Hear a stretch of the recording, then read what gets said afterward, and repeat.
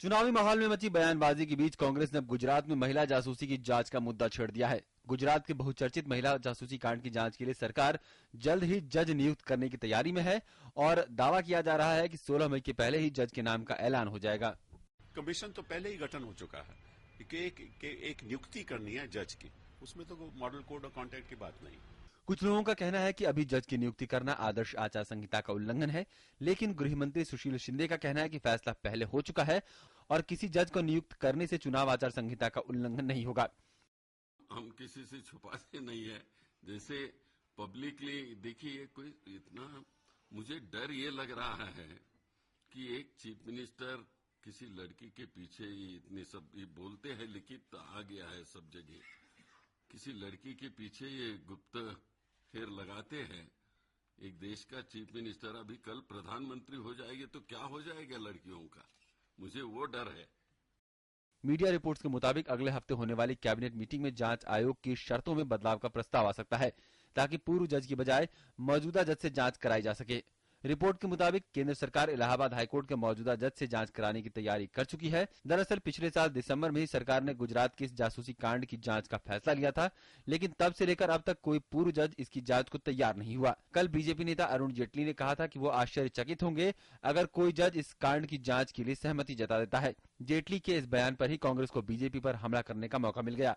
इनको घबराहट बहुत हो रही है कि कहीं स्नूप गेट का मामला सामने आ जाए तो नरेंद्र मोदी जी सीधे फंस जाएंगे, और इसीलिए इनके बड़े वरिष्ठ नेता बयानबाजी कर रहे हैं कि किसी जज को इसमें पढ़ना नहीं चाहिए।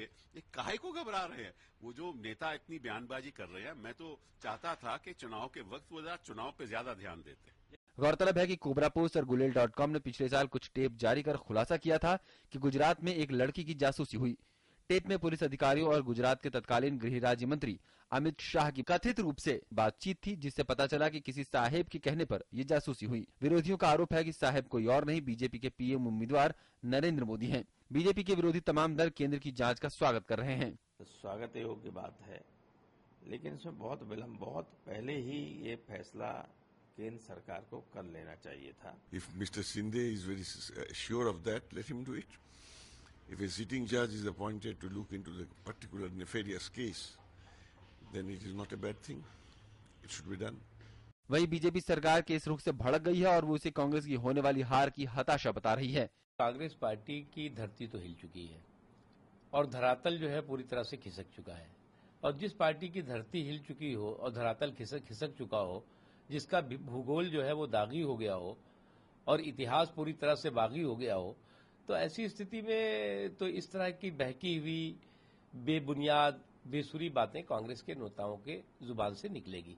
बीजेपी इस मामले को चुनाव आयोग के पास भी ले जाने की तैयारी में है। इस मामले में गुजरात सरकार ने भी एक जांच आयोग का गठन किया है, जिसकी जांच जारी है। लोकसभा चुनाव आखिरी चरण में है और माना जा रहा है कि कांग्रेस अपना आखिरी दांव खेलना चाह रही है ताकि वो नरेंद्र मोदी को घेर सके। लेकिन अब चुनाव के नतीजे आने में 15 दिन से कम का वक्त रह गया है। ऐसे में विरोधी तो सरकार के फैसले पर सवाल उठाएंगे ही। Bureau report, DD news.